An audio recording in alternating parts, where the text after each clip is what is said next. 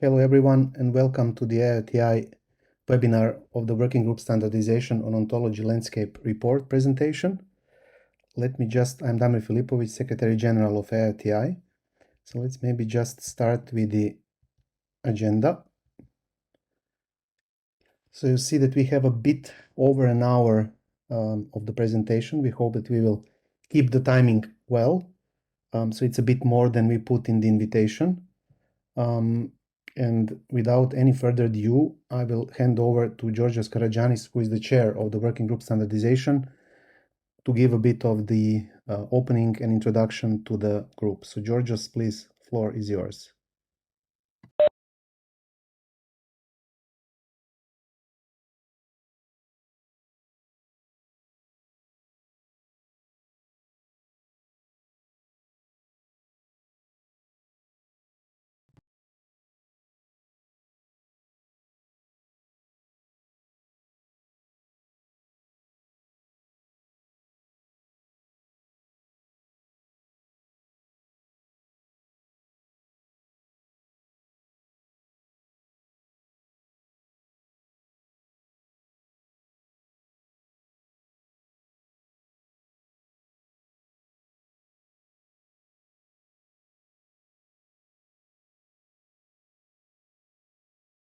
Martin later. But before starting with these key results, I would like to give you a very short overview of the working with standardization. Yeah, next, please. So my name, as you heard from Damir, is Georgios Karagiannis. I'm the chair of the AIOTI Working with Standardization. I'm working for Huawei. And the co-chair of this work group is Antonio Kung. He's working for Trialog. And what I would like to mention here is there are things that are related to the vision. So what is the goal of this group? So the main goal of the group is to be a major contributor in worldwide interoperability on security, privacy, safety, in the area of IoT and edge computing systems and applications, and as well to be considered as contributor in the development of the market in Europe for IoT and edge computing.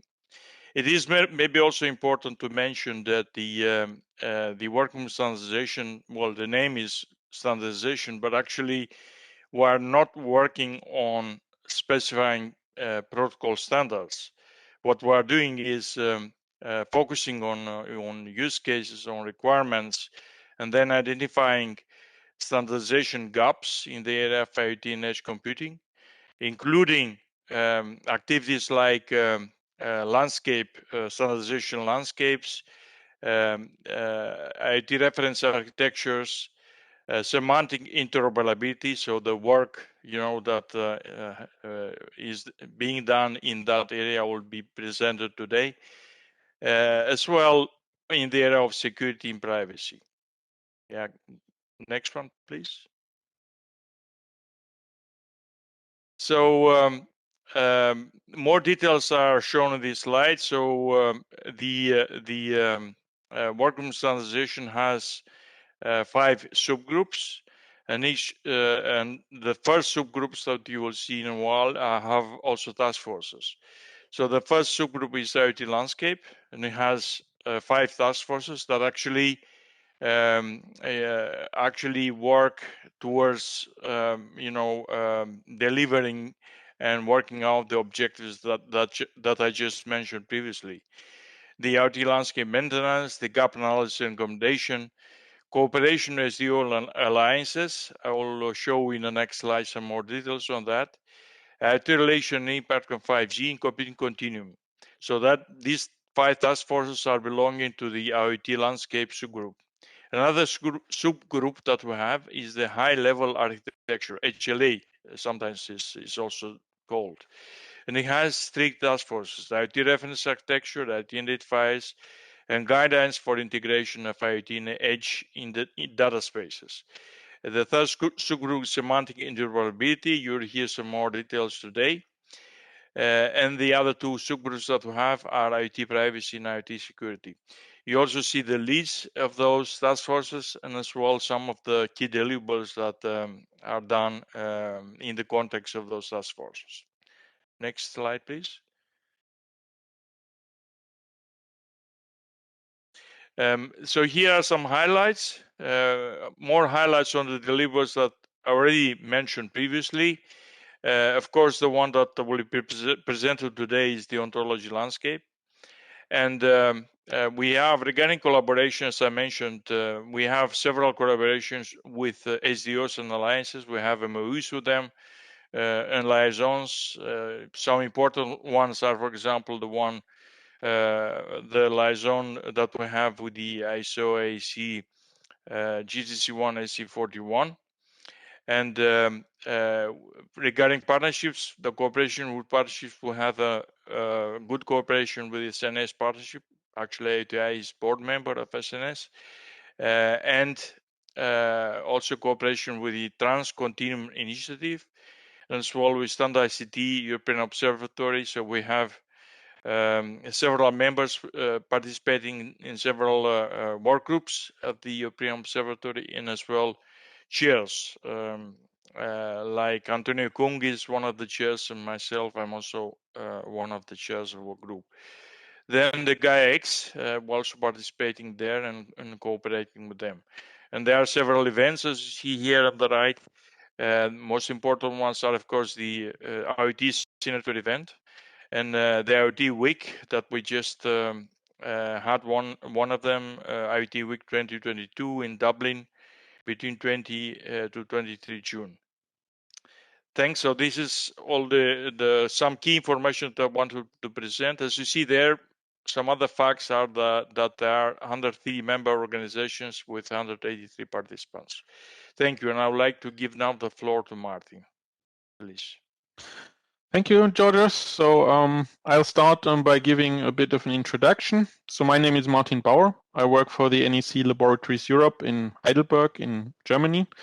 And I'm the chair of this group, the Semantic Interoperability Expert Group. Unlike some of the other activities, we're primarily focusing on having experts, so we're also open to non-AIOTI members. It's more important that we have a focus on the semantic aspects. And yeah, today first I'm going to talk a bit on semantic interoperability and the importance of ontologies. What do we do as a group, and why is it relevant? So I think people agree that the value of Internet of Things grows with information that's available, of course, relevant information. And still today we have a lot of applications, but quite often it's still very heterogeneous. Still we have silos. Often there's a tight coupling between applications and the data that they use. We have multiple representation of the information. That's nice. There have been some improvements, but what we would like for the true Internet of Things is it should be easy to share information.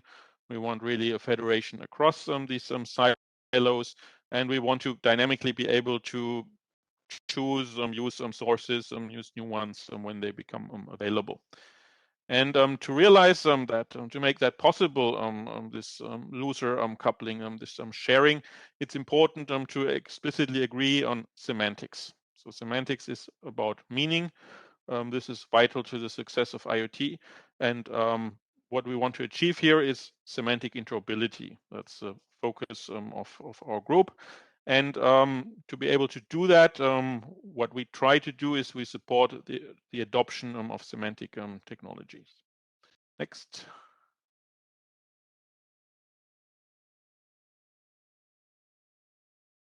So if we talk about semantics, that's often perceived as being difficult or only for academics or for experts only. And we are a group of experts, mostly from standardization and research. And what we're trying to do is to lower the barrier for implementing semantic systems. And previously, we have already published 3 white papers. The first one on semantic interoperability for the Web of Things. It's more general about semantic interoperability. Then on semantic IoT solutions, the developer perspective. So really targeting developers, saying, okay, this is how you can develop semantic systems and as a result achieve semantic interoperabilities. Then we have the white paper on semantic interoperability standards based on ontologies. So that's more for standardization engineers and standardization organization, so that they better understand how to create semantic standards, ontology-based standards, and how the working together the semantic experts together with the domain experts. That's something very important here. Last year at the virtual IoT week, we did semantic tutorial, where we also in a different form try to explain some of this material. And what we'll focus on today is the ontology landscape. Next. So if we look at information modeling, you may know this knowledge pyramid. So there's a lot of data. What is more relevant, but maybe less, is true information. Out of that, knowledge and eventually wisdom. So what we need for interoperability is that communication partners agree on representation of meaning of information. So starting from low-level signals, the physical thing, to syntactic structure and semantic content. Next, please. So levels of interoperability. So you start with the technical interoperability. So you have the hardware and the software enabling the communications. That's a necessity. Then we go next to the syntactical interoperability layer. No, I'm in an external meeting. Yeah, was that for this meeting? Maybe not. So Damia, you can tap next. This has a bit of an animation. So syntactical interoperability. So that's on the data format in the encoding. And then we get to the semantic level. So the meaning of the content, the common concepts. So also next.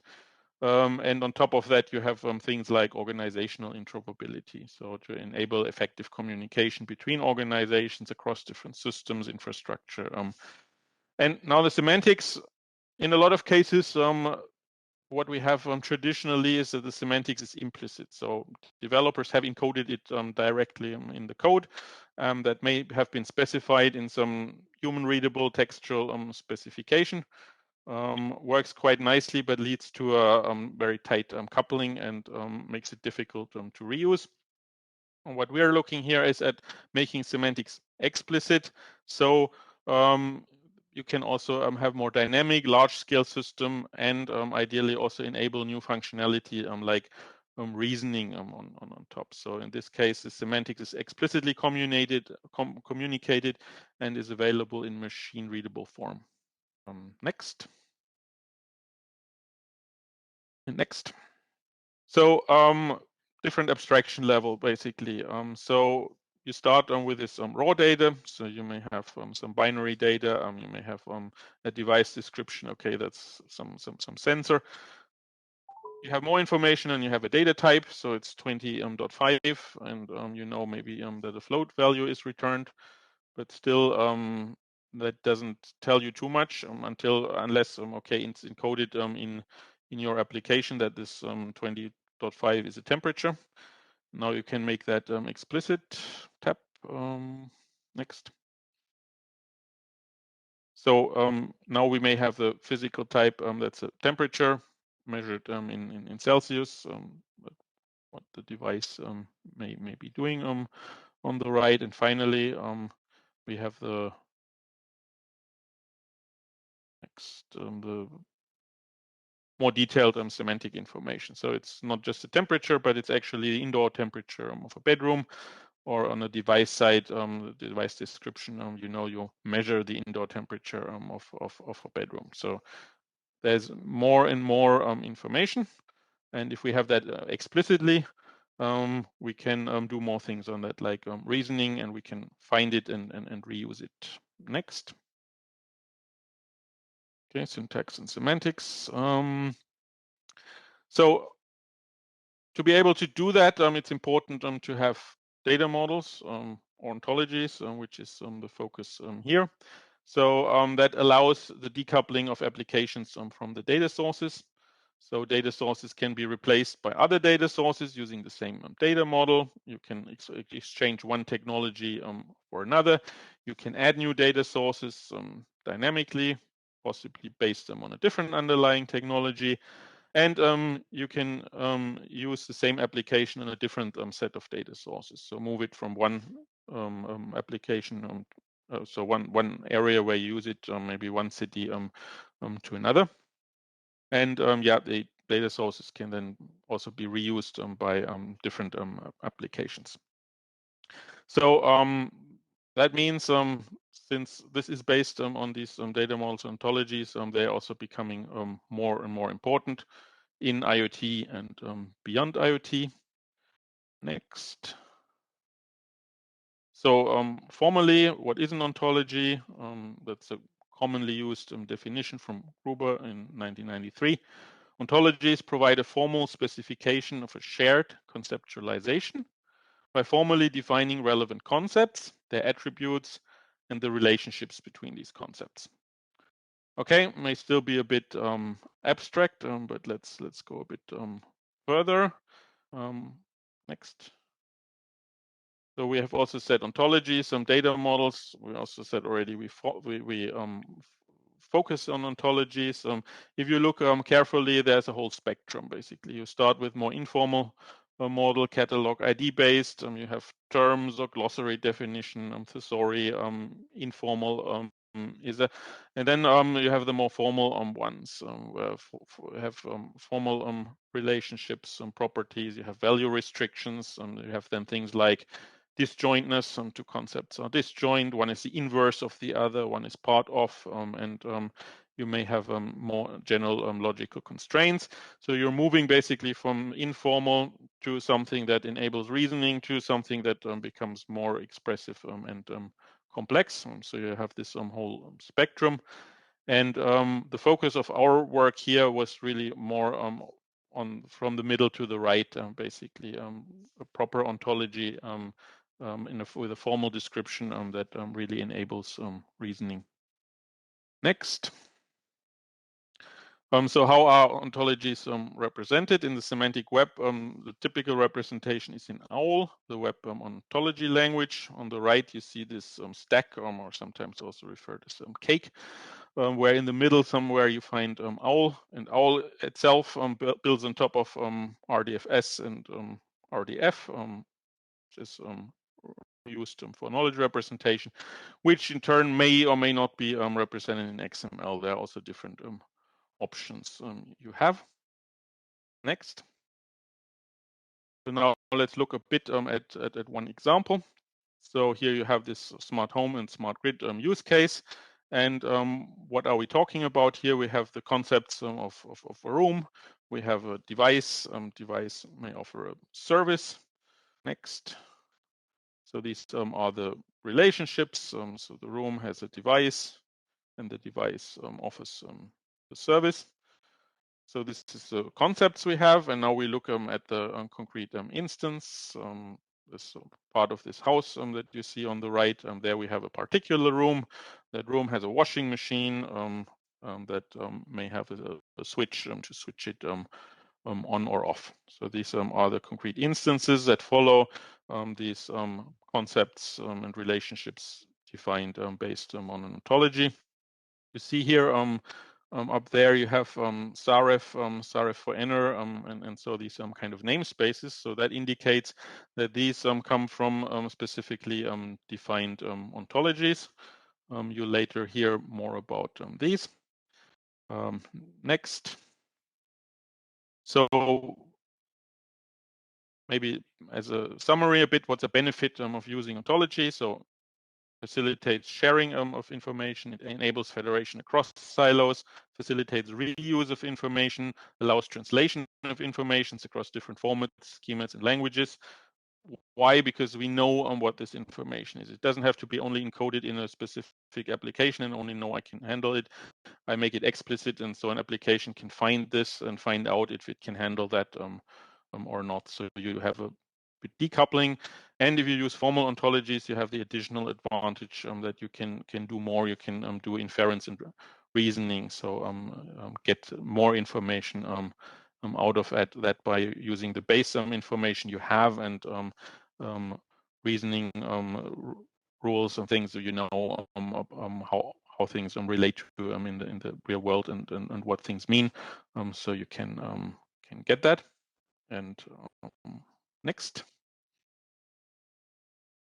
Okay, so this is from this paper that we did for the developers, and where we describe a bit, okay, if you want to work with ontologies, how should you go about that? So first you need to identify your requirements, and then you have to check, okay, are there already ontologies? Because it's very helpful if there are good ontologies that you can reuse, basically. So only completely start new ontologies if you don't find anything that you can be reuse. And if you find something to reuse, it may be already a perfect fit.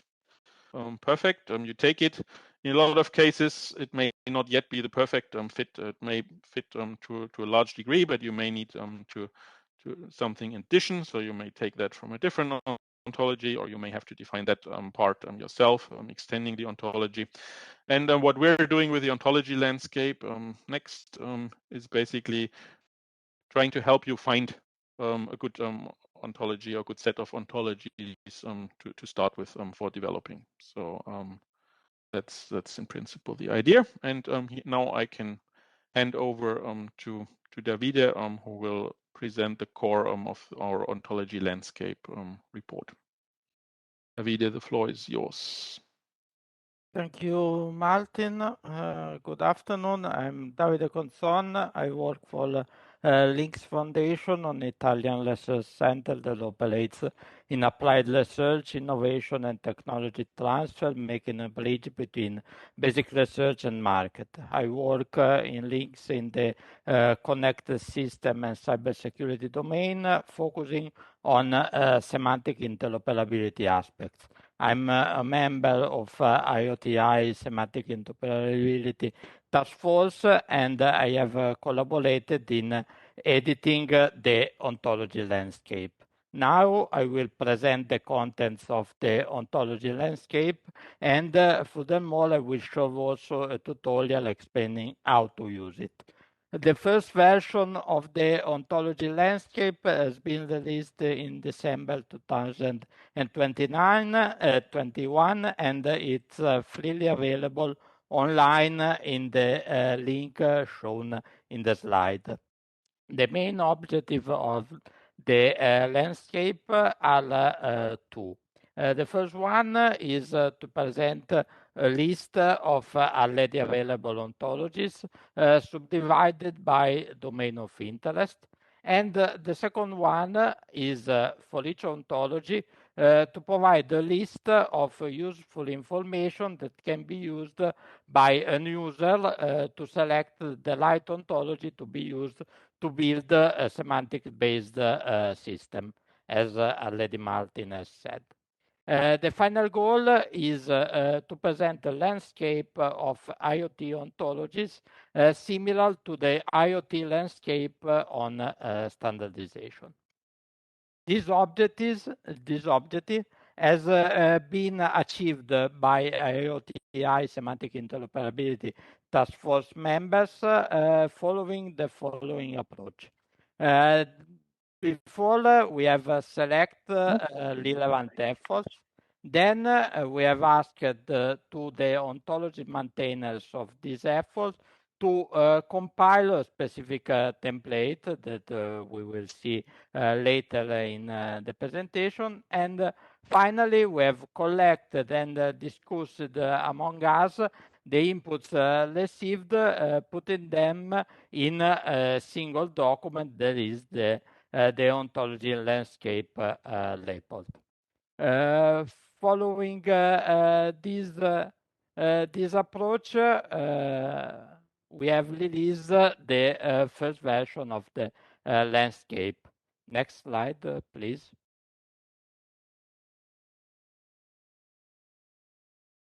In the first version of the report that is currently available online, it is constituted by 35 ontologies subdivided in 10 different domains, which has been identified by us as the most interesting for the IoT scenario. As you can see in the slide, the main domains are home and building, industry, mobility, health, energy, cities, wearables, farming and agri-food, water and environment, and finally, one horizontal domain that is generic for ontologies that are adapted for all the domain in IoT. Next slide, please. Besides subdividing the ontologies by domain, where a color code has been defined to categorize them based on two main aspects. The technologies leaders level that identifies the level of maturity of each technology, and the sustainability and maintainability level that identify if the ontology is maintained by a single entity, that can be a person or a project, by a single organization, a group of organization, or a standardization body. This color code allows the user to simply identify in the global picture that can be shown up in the slide if the ontology, specific ontology, satisfies its requirements in terms of maturity and maintainability. For example, in the bottom of the image, there are the generic IoT ontologies. For this ontology, is possible to see that Salef and Ting description have the green color. Maybe go back one slide. Sorry? Damir, can you go back one slide? I think. Yes, one slide back, please. Okay. In the bottom, it can be seen that Salef and Tin description have a green color because they are maintained by standard bodies, and have a similar intensity of color because they are at TRL 6 and 7 respectively.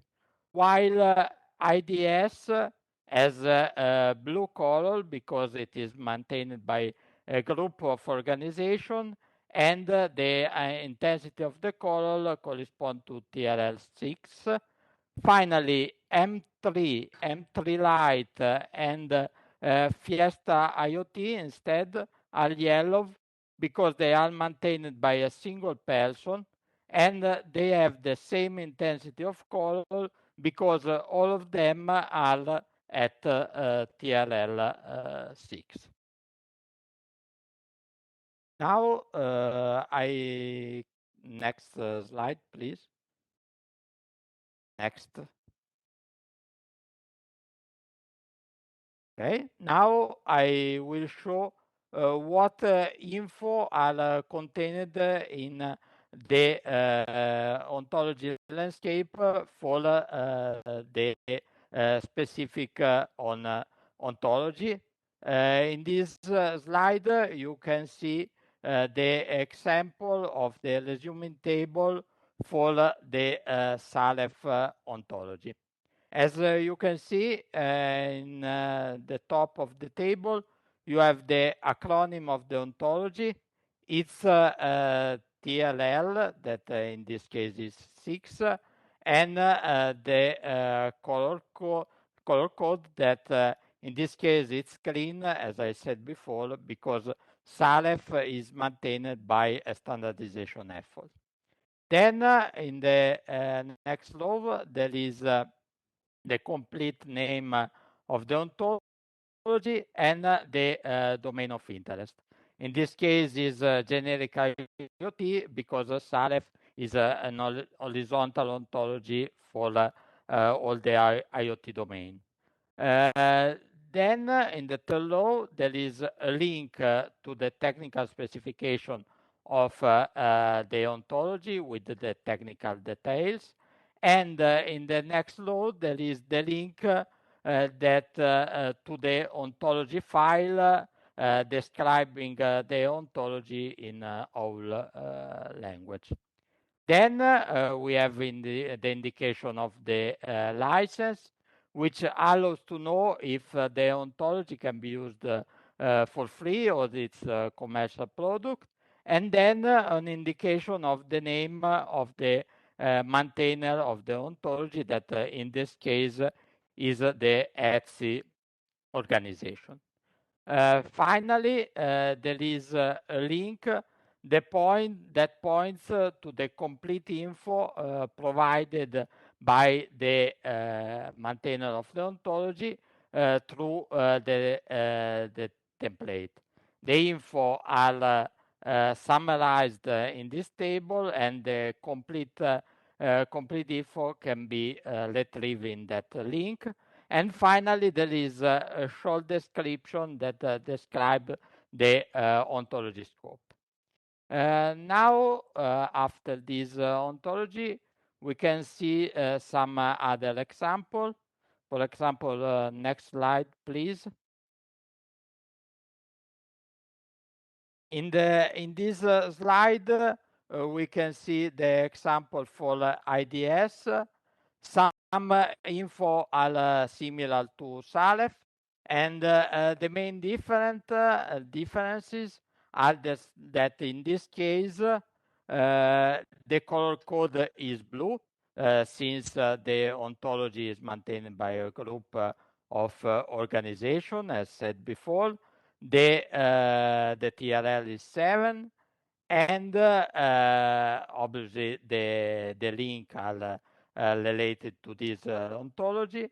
It is released under Apache 2 license, and the maintainer in this case doesn't indicate rule organization, but indicate the name of the person in charge to maintain the ontology. Next slide, please. In this slide, we see another example.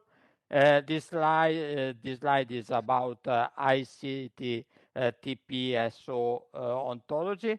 And you can see that in this case, the color code is light orange because the ontology is maintained by a single organization, that is the University of Toronto, and the color is light because the TRL is low, is only 4. It is in this case the ontology is not one generic horizontal ontology, but it has some specific domain of interest. So they are indicated in the main areas, and in this case they are mobility and cities. And finally, there is the indication that the license is MIT. Now that I have shown some example, in the next slide, I will start to present tutorial about how to use the ontology landscape. So the user first of all, the user that needs to select what ontology to use to build a semantic system can check in the main picture what are the ontologies available in the domain of interest for this specific application. Next slide, please. Then the user can filter the available ontologies in the relevant domains using the color code. And in this way, it can select only the ontologies that satisfy its requirements in terms of technology maturity and maintainability. Next slide, please. Then, for each potentially interesting ontology, the user can lead the resume table containing the generic info to have a first set of information about the different ontology. Next slide, please. If further info are needed, the user can click the complete survey information link, and following this link, as said before, the user can have access to a complete set of details about the ontology. Next slide, please. Finally,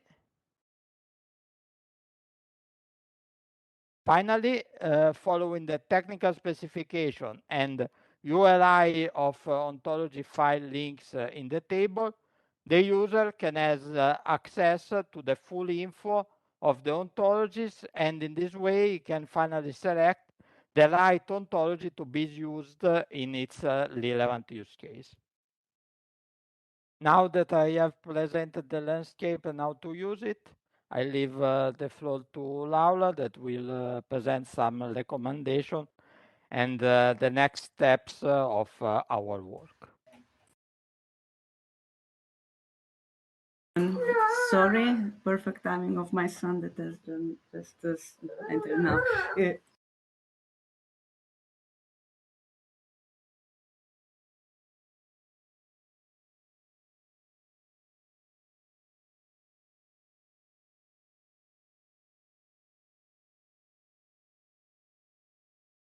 I'm really sorry.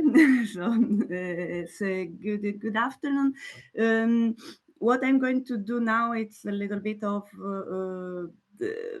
basically say that what were the findings and what could be the next steps of this, taking into account that this was, of course, a first release of the ontology landscape. So if we go to the next slide. So what we have seen until now is the ontology landscape, which is actually it has two main goals, and one is useful for who needs stakeholders that need to find suitable ontologies, as we have seen divided and very well presented by Davide. But it's also a tool for the ontology developers and who has an ontology maintained and sustainable with maturity level, interesting maturity level, as we've seen, to give visibility to their ontologies. So we also like to have your feedback in terms of, well, also I like to hear from you in a moment. Also, if do you share this conclusion that this could be useful now that you've seen a little bit how that works? And if it's easy to use, or if whatever complicated, you don't find information. I've already seen some questions in the chat that can be answered, but of course, then we might ask ourselves if that's the best way to do it. So then we can also, of course, improve then the next versions. So of course, also if you have feedback on this. So for example, I've seen a question about whether the tier level was justified somewhere. Yes, it is. So what we have seen, and Davide showed, is the short description, but there is an entire full survey that was filled in for each of these ontologies. So the very detailed information that you find there, and such justification should be there because it was one of the requirements. Although, of course, it always depends by who is submitting, whether it's more or less clear and detailed. And also, I also see a question about, well, how somehow it's like, how did you choose, or what are the standardization bodies covered by that? I cannot spot ISO. Well, if it's not there, it's because somehow probably there were, or we didn't find, we managed to reach out, or sometimes there is also another reason, which is that we strictly selected RDF OWL ontologies, meaning that sometimes you have common data models or something else that it's called an ontology or is being developed, but as long as there is not the RDF OWL file, we didn't consider it in this survey, because this is something, a tool that should be useful so that people will have the ontology, okay, they have a technical specification, but then they also have the file that they can directly reuse for whatever purpose they need. So sometimes it's not there because of that. But for example, well, if there is no ISO ontology, the could be two things, or there are not ontologies in RDF OWL that are available, or we didn't get to know them, which is perfectly fine, because actually we want to know what's available there, and if something is there, please let us know and we can include that, because we do the effort, but we ask the owners, the creators, to fill in the survey, because we cannot do it for other people. So that's important to say. So we try to reach out to a lot of people, but it's difficult. So if we go to the next slide, I think we can I can share some of the findings, which is, well, of course, one of those is that it's really difficult and challenging to fill in this type of survey, because what people don't like to fill survey in general. It takes time, and however. So, well, okay, we tried in many ways, and promoting and mailing lists and things. But of course, the most important thing is to really address people and say, please, can you fill this one? We know that you are there, that you have this ontology, please do it. And then you keep asking until you get it. Of course, the point is that there are a lot of domains and we're not always aware of this. So a lot of help is also needed. Expectation is, of course, that for the next releases should be easier, because, well, there is already a good basis there. And usually the point is there was nothing before, so it was not that painful, maybe not seeing your ontology there if you have one, but now that it's there in somebody and there is an important one that needs to be there, then of course people can say, yeah, why my ontology is not there? Well, that's perfect. We want to put it there, so please fill the survey and then the information will be there. So I think it's an extra motivation. So hopefully we will have more. So, and of course, the question that I will ask you, and then maybe in a moment you can also try to answer if you have fear. So, how do you think there are other ways also, of course, to effectively engage partners for the next release besides, well, the way we did it already? So if you have suggestions also, that would be really, really, really nice. Somebody's not hearing proper. Okay, so okay, maybe we go on, but can people hear me properly or not? Okay, so maybe one was. Can hear you just fine, Laura. Okay. Then we go with the next slide, please. So, of course, well, there are a lot of findings and observations that we can make, but okay, it's pretty obvious that some domains are more full than others, right? And then why, of course? So you see, for example, home building, there is a lot in industry as well. Look at health, there's only one there. So, of course, we also ask ourselves what's going on. Is because there are not many ontologies developed in this domain, so we were not able to reach out to their creators.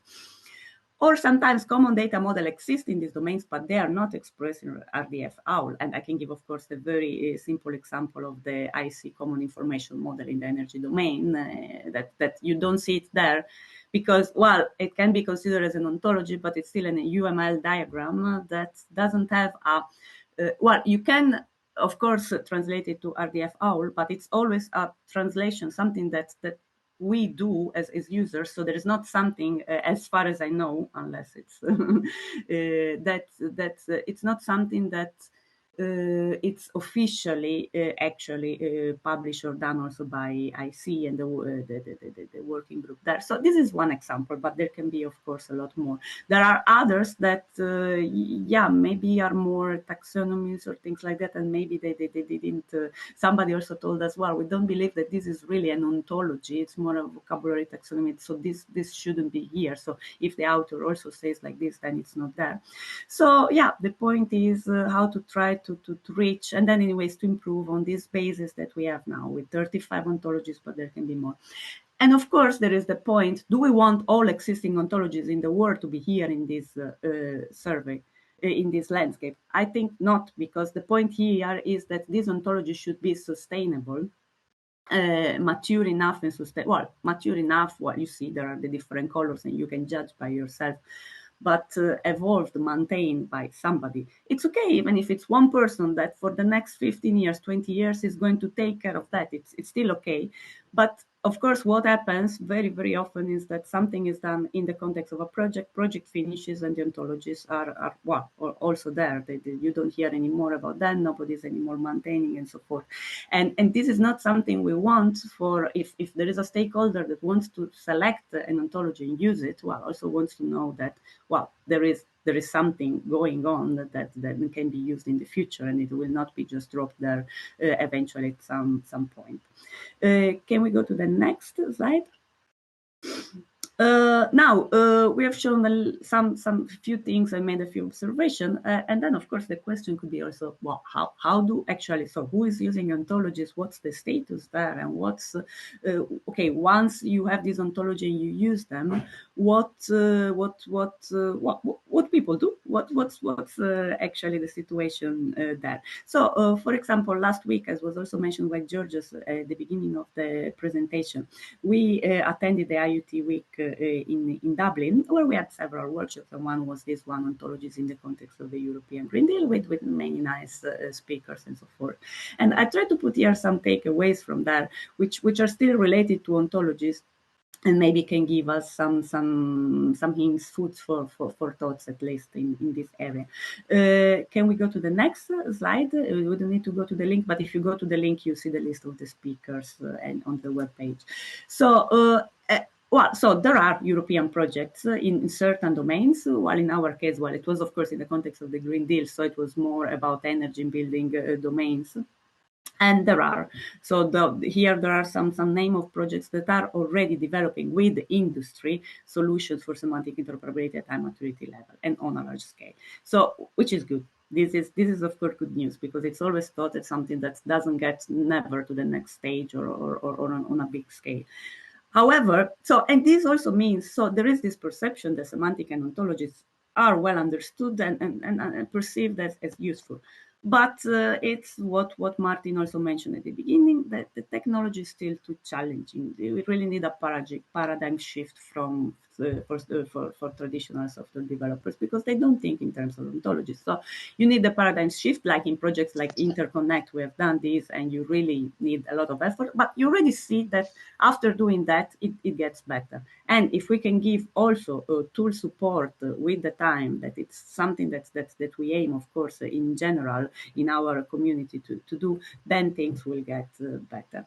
Because it's not sustainable that every partner, I think it's an experience that we all have as a semantic expert, always relies on the semantic expert. Even if sometimes the documentation is there, things are there, but somehow they always ask an expert, can you help me? Where is this concept? Where can I find? And so forth. And this is not sustainable, of course. So we need, there is still a lack of tools, training material for fast adoption of the technology. Okay, it's work in progress, but of course, still on the way. So these ontologies, so this to say that after you have your ontology, well, and you need to do something with this ontology. These things are coming, and some successful stories with use cases and examples. We are slowly building up on these, and well, it takes time, but it's getting better. And it's crucial to improve on usability of these large knowledge graphs and ontologies. Like, think just the Saref as an example. And if someone needs just to go there and understand what are the concepts in there, you have this extension, you can get one concept from this, one concept from the other. So usability, visualization, way of navigate these things are needed, because tools that are available now are really not good enough, especially for those that are non-experts. And also, we also notice, okay, so another way to go, it's clear that use cases need to drive the development and extension of whatever are the ontologies in there, because sometimes they, Saref or whatever are the ontologies, but there are more and more use cases that could be used, and they don't always cover all the concepts that are in there. It's okay. Well, Martin showed a nice a nice flow before, where what you can do, and you can also extend these ontologies. So that's also part of the thing. But again, you need to know how to extend an ontology. And especially once you extend it, you want to bring it back to the standardization where everything started. Standardization, if it's maintained to by a standard, but also to the person who is maintaining the ontology. For example, you might have the ontology of unit of measure, which is maintained by a person, and this person is active there. So still, if you want to bring back something or some new unit of measure, well, you still have to go back to this person. So it's good to extend, but then you have to remember that you need to continue this work and bring it back to the origin somehow to improve. Sorry. And well, as a matter of fact, the standardization process by industry, well, the market changed fast, and then, well, industrial partners have this impression that, yeah, this is not keeping up. So they have requirements and things, and they feel that it really takes too long to go to the entire standardization process. But on the other hand, from a standardization perspective, especially with ontologies, because it's something that goes faster somehow than normal standardization, it's also possible to do it faster. So, for example, we have an example recently that was done in ETSI with the SAREF for lift extension, and in that case, in 7 months, really the industry came with really clear requirements, worked together, and it was done. Well, 7 months can still be quite a long time, but still, okay, it's standardization. I mean, at the end, you still need some time for doing it. But then it's good to think together. Well, what is the time? What is acceptable or not? What is the industry? What? It's an interesting topic that we can see. We can think together also and get input on that. And then another nice example was the water sector. So we mentioned, well, it was still this European Green Deal. And SAREF for Water was a nice combination where the ICT cluster is working on a lot of projects also, where they mix smart data model that come from the FIRE initiative. They use JSON LD, so it's a kind of a compromise where they use JSON LD and then they combine ontologies. So they can, via the LD part, you can link the context to an ontology like SAREF for Water. And they are extending SAREF for Water where there are not enough concepts, like it was done in the Interconnect project, that when SAREF and SAREF for energy was not enough, then new concepts were added and brought back to ETSI. Can we go to the next slide? Now, recommendations, well, there could be a lot, but maybe we can spare a few minutes to think with you also how this can be done. One thing is to join forces also with other initiatives, because, well, we have learned with the time that there are also other activities in this sense, trying to make this landscape, maybe for different areas or a bit overlapping. So, for example, then we know for sure about the OntoCommon project, and then we know also that STEM-ICT has some activities in there. So probably, I hope today now we can discuss a little bit of this. And if you know more, well, please just let us know, because the more the merrier, and the better is the work, the result, of course. Maybe there is one last slide. Yeah, next steps. Next iteration of Ontology Landscape. So we would like to go with the next release, asking all the feedback that I asked to you before, whether it is a useful tool, easy enough, or what would be the improvement. We need anyways to disseminate and do the stakeholders engagements towards both who is going to use it and also who has developed the ontologies, because this needs, like the activity of today, it can be useful in both ways. And there are other questions like, okay, so at least we are aware of some initiatives also by going last week at the AIOTI week, or projects that are developing ontologies, quite relevant projects also with industry that are doing nice stuff. And I mentioned some of them: Interconnect, Platoon, Domos is doing some ontology, the big projects were also heard some time ago, and I'm sure there are even more. What are we going to do? Because again, we don't want ontologies to be in the landscape if they are in the project and then they finish there. they could be still very useful, but of course there should be some exploitation plan behind these projects that bring these ontologies somewhere afterwards. So yeah, what to do then should be in this next release, shouldn't at the same time they could be useful. So I leave it as questions for us to think of, and of course if you have already suggestion, and I think well, maybe yeah, we take some questions because we have reached 5 o'clock, but I would really love to hear something from you. And I mean, here is the link. So if you now have your ontology and you say it needs to be in there, that's true. This is very important one. The last one is the most important because, of course, that's the easiest. I think probably we can keep this one for for the time, the question and answer time, because then this is the link, and the slides will be provided anyways later, including the recording. So, are there questions, or maybe should we go? Because now I lost track, of course, of the chat while presenting. Are there more questions, or anyway somebody that wants to ask? I mean, there was a bit of a discussion, okay, whether to also include other things in all ontologies, or whether you can translate and so on. So in principle, it's of course interesting, and we were debating quite a bit. Okay, how strict should we be? We kind of said, okay, if you take any kind of data models, there are so many out there, and they are so diverse, and so on. So it would be very difficult for us to handle, and it would also be difficult to know how you could use it. If you have ontologies that gives you a nice setting, basically, you know how to deal with that. You know what you can do with them. Nevertheless, of course, it's interesting in general to see okay, what can you do based on the smart data model? Can you do some translation? How can you use that as questions, as general questions? That's definitely of interest. But for this particular ontology landscape, we had to focus a bit. And I mean, Laura said it already a bit. So at first we simply tried and to get people to fill things out. We send it to a lot of lists and social media, and try to get people to do it. And the feedback we got was basically none. So we had to change. Basically, now we directly contacted. We try to figure out.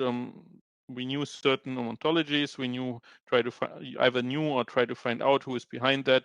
Directly contact the people. Then we got much better results. And now the question is, of course, how do we get more people? There are more ontologies out there than what we currently have in the ontology landscape. We definitely want to improve it. If we can work together with others, if people know of ontologies, know the people behind that, we're definitely happy about any help. And also, basically, we said the owners, originators, drivers of the ontologies have to fill out the survey. So it's not sufficient to point somewhere and say, oh, there's an ontology. We don't really have the time to analyze and do everything ourselves. So we said we try to find the people, but they have to fill out and give the base information. Then we can process that. Okay, now I talked a bit, but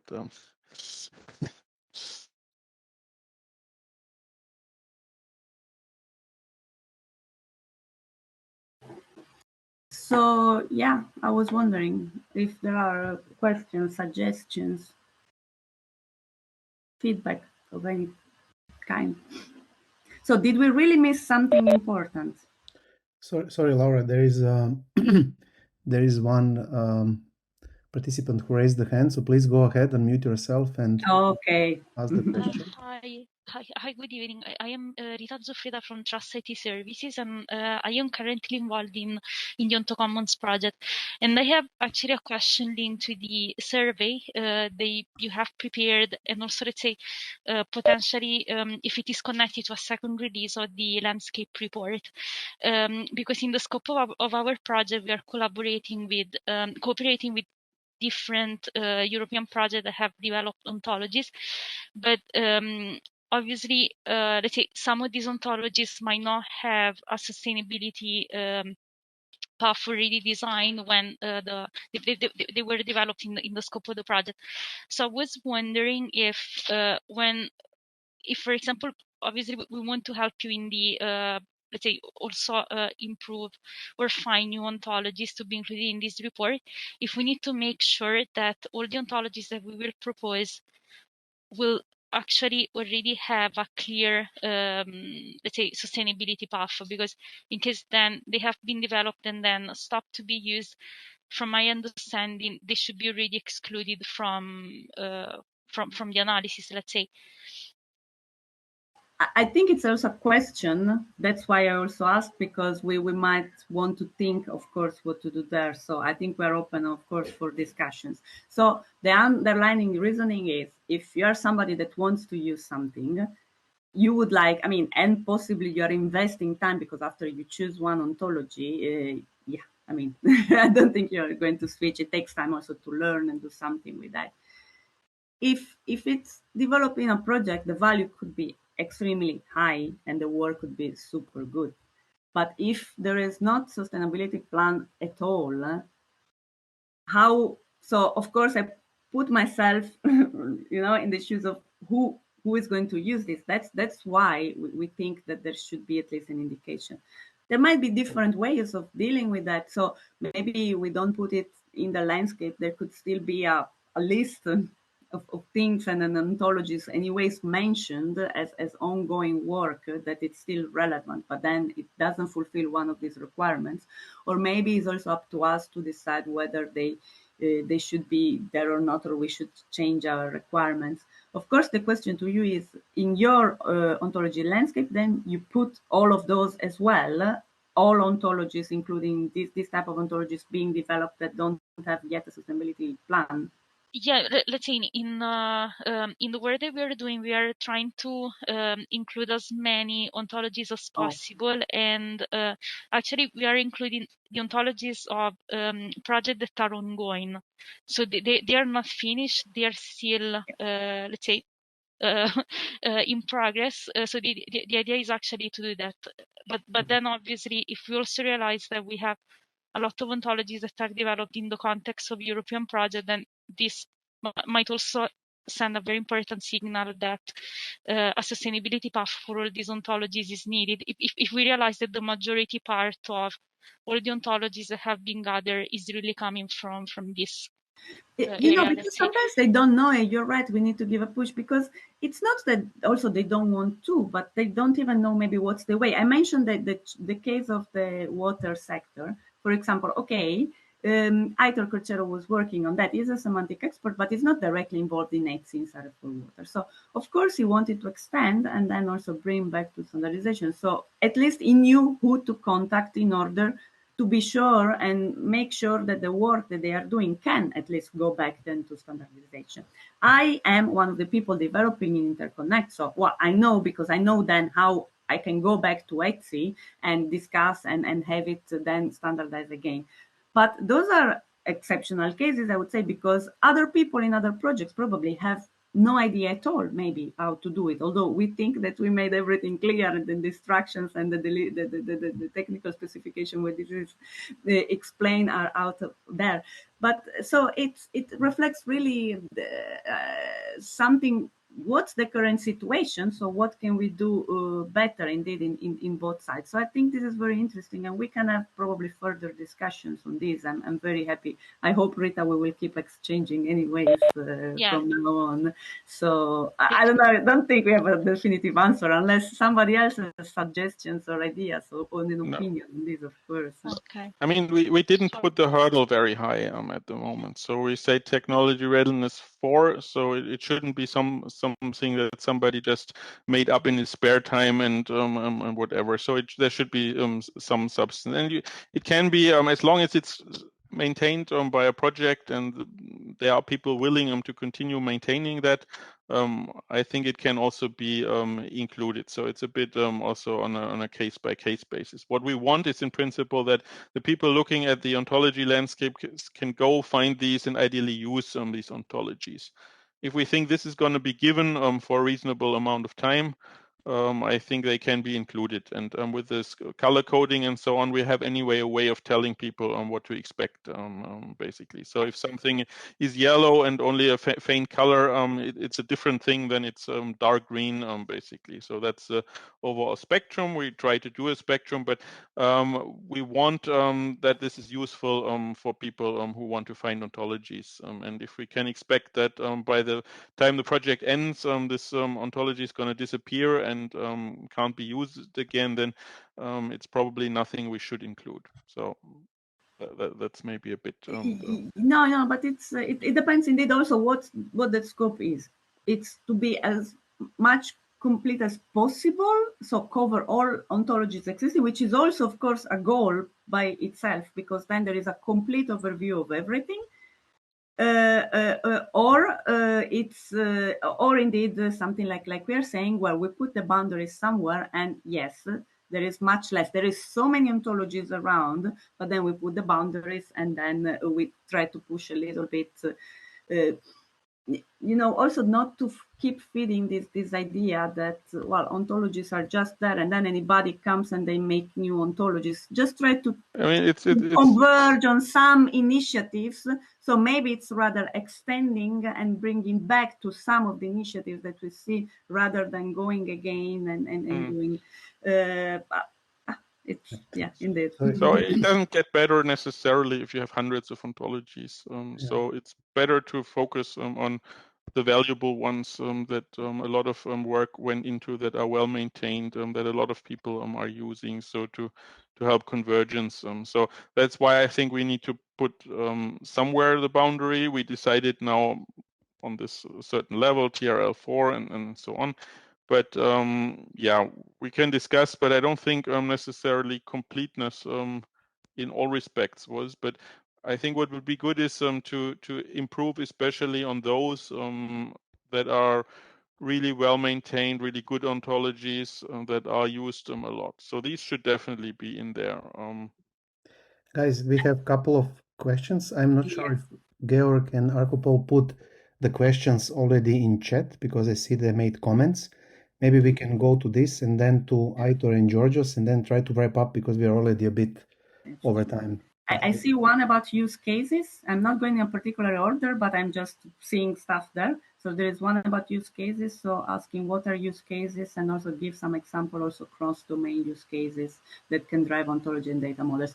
Well, I don't know. For example, in Interconnect, we have a lot of pilots, but one is about supermarkets. So then, of course, it's about the energy flexibility in the supermarkets and chains. So anyways, how you deal with that. But at the same time, this is also connected with the EV charging of the cars of the people that go there to the supermarket, and then at the same time charging the thing. So it's a kind of cross-domain thing, because there is energy, and there is also a bit of mobility anyways concerning the EV charging. And this is one of example. Then we have a lot of forecasting there. It's more energy, but okay. There is quite a lot of indeed forecasting, and it's a lot about energy flexibility with smart appliances, but then also production and consumption, something that it brings together production and consumption of also other type of devices, of course, not strictly to smart appliances.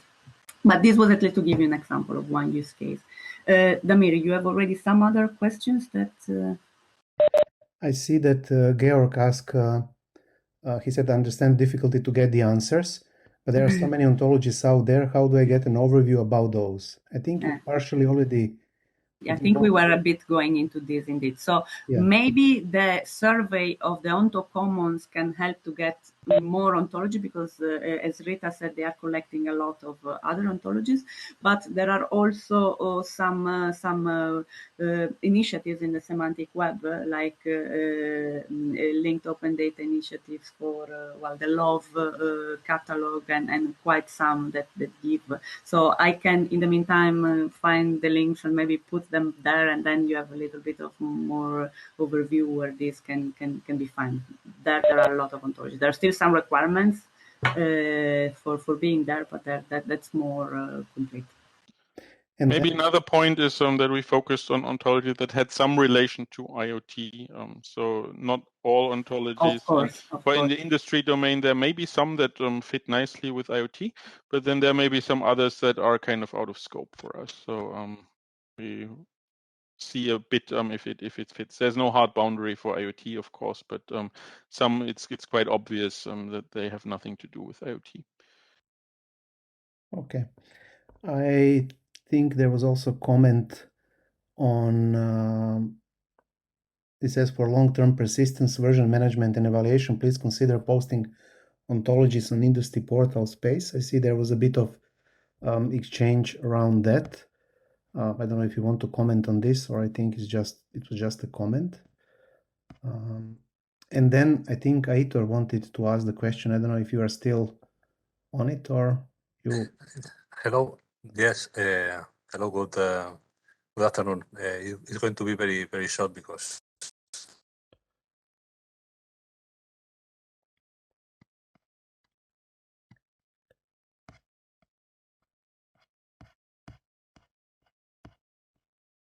I don't hear Aitor. Yeah, me neither. I was wondering So if it started nicely and then and then we disappeared. lost you. Yeah. Sorry for. Or maybe Aitor, if I can suggest, since you are also a member, maybe we can take it offline because we can get in touch. And then maybe we can go, if you all agree, to Georgios to wrap up because we're already a bit over time. And we have to respect all of your time. All right. As you, are you listening to me now? Now we hear you again. Yes, So it was nice. okay. Then you disappeared. Now you're back. Okay. Now 30 seconds. No, I was just to say that we are on the commons working also.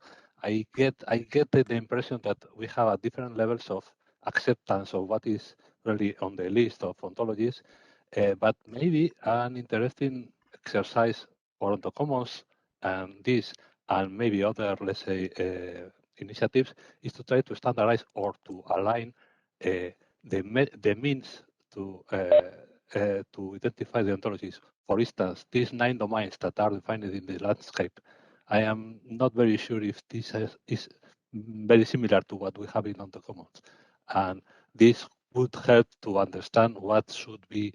I mean, what is the level or the the global idea to try to standardize the way we evaluate the ontologies at the end.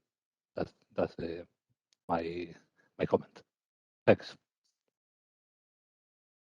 Sure. I mean, we can definitely discuss and see how we came to this list. Is basically we also looked at the AIOTI working group structure at a certain point, and I think that was a rough basis. So I don't think it's a completely one-to-one mapping, but to a large degree it is. So we try to see that as something accepted and use that. And yeah, it was this IoT focus. If you have a slightly different focus, maybe you also structure that differently. But we can discuss. I think that's fine. Okay, thank you. And now I think, Georgios, you can wrap up the webinar, please. Yeah. Thank you very much. I would like to thank all the contributors here, the presenters, and the participants for the questions and the discussions. And as I mentioned at the beginning, I'm very pleased to see that many participants would like to hear the work that is being done in AIOTI, in particular in the semantic interoperability space. So we have seen and have heard that there are several ontologies in this area.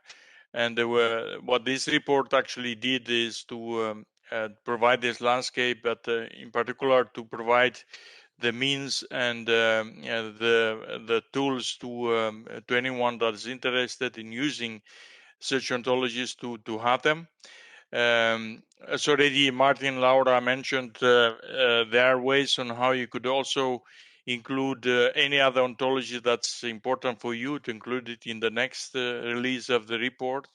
That will be also very good. And I think the information that has been also captured in the IoT week, in particular, the stimulus of having use cases, this cross-domain type of use case is very important. I think that use cases that are driven by business will as well provide this sustainability that was also mentioned in the discussion, because I agree with Martin and Laura, and also I think the colleague that had that question, that the sustainability path is important, in order to have and to show the value for the ones that are using the ontology. So thanks very much again, and I hope that you could use the tools that were mentioned by Martin and Laura to include any other ontology that we have, such that we can work on a second release of this landscape. Thank you very much. And maybe one last thing is that we have bi-weekly calls, of course, with Semantic Expert. If somebody got interested in this, of course, so you're also feel free to drop an email to Martin and me, and maybe you can Laura, join our discussions, actually. Laura, maybe you and Martin can put your email in chat, and then people can contact you if they are willing to contribute and get or anything, anyways, for questions, but also for this, because we like more people. It's nice. Thank you very much. Very good suggestion. Thank you. And thanks